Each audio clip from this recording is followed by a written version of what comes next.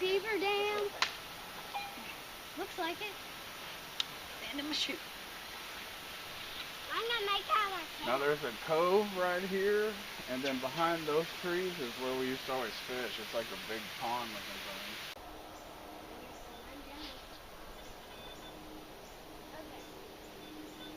Help me dig. Not with the shovel, but with your hand.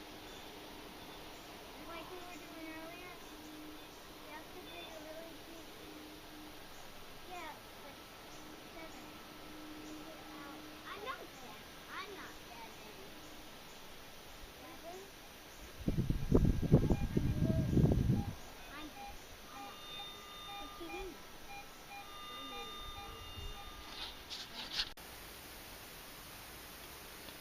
Alright, so it's been a couple days since we went metal detecting. Actually, I take that back. It's been about a week. These were the finds. Found a really cool marble. It's actually I believe that's my first marble to ever find. It's interesting. I don't think there's any metal content to these, but there it was. It happened to be next to something else that I dug, and it's got a couple of chip marks in it, but other than that, it's actually a really cool marble. It's a little bit dirty because I haven't cleaned anything yet. Found a bunch of casings. That was really kind of a weird deal. There's a 22 casing inside of looks like a 9mm casing. A bunch of 22s, old shotgun primer. Not quite sure what this is. If you see, it's either the letter 3, the number 3. Sorry, it's late, I'm tired. Or figure 8. But it looks like metal slag. Could be a door, like a house number or something. Some more bullet casings. Big piece of brass. Thing weighs like a pound. It's a cool old lead bullet. It's fired, but didn't hit anything. You can see the rifling on there. Hole in the bottom. It's like a 45 caliber or something. Nice and heavy. Keep that. Melt it down and scrap it or something. Some bottles. This is a weird looking bottle here. It is a screw top, but the reason I kept it, it's not cracked, but on the inside it's got that weird little lip right there, and I'm not sure what that's for. There's a chamber there, and then there's the main chamber, so I'm not exactly sure what that's for. But that's pretty cool. I like keeping the bottles that still have the lids attached. This one says Squire or something on it. Probably an old medicine bottle. Oh, I'm sorry. It says Squib. Not exactly sure what that is, but I'll have to look it up.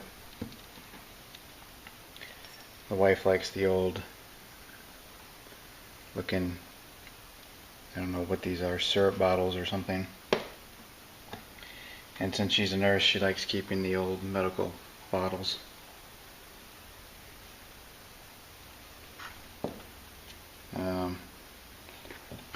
Another screw top, but this one's actually got embossed design on it. Have to clean it up and see what it says. I don't want to spill all the dirt everywhere. This was an old cork top bottle. Not sure what this is. Could be an ink bottle or of some sort. Have to clean it up too and find out more about it. And then the only reason I kept this little guy, yes, it is screw top. I know everybody complains about screw tops, but this one's a little deformed. It's been melted. Maybe the ground just got so hot because we're here in Texas, it just deformed over time. I'm not sure, but it'd be interesting to get this one cleaned up and see what it actually looks like without any of the mud caking. And then I finally found some damn railroad spikes.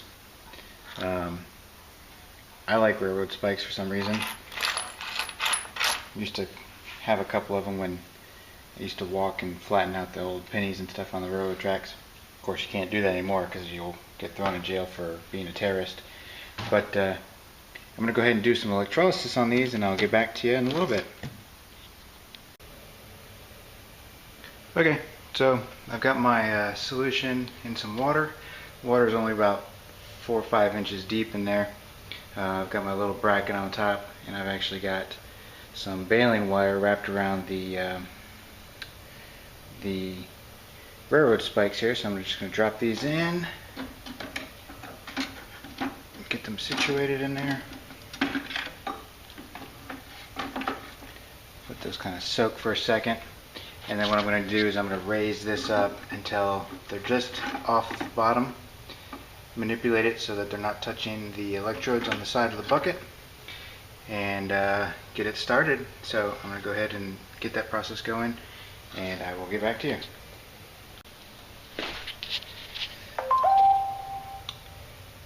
Alright, so I don't know if you can see that, but there's bubbles coming off already, and I literally just flipped the switch. So we'll let that cook for a little bit, and we'll get back to you.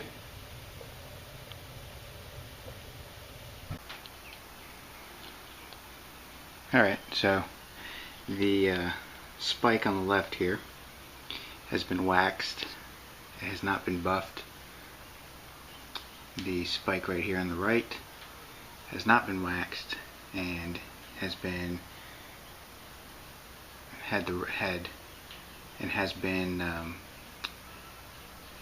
beat up with a hammer and everything else trying to get the rest of the rust off, but that looks like it's about as good as it's going to get.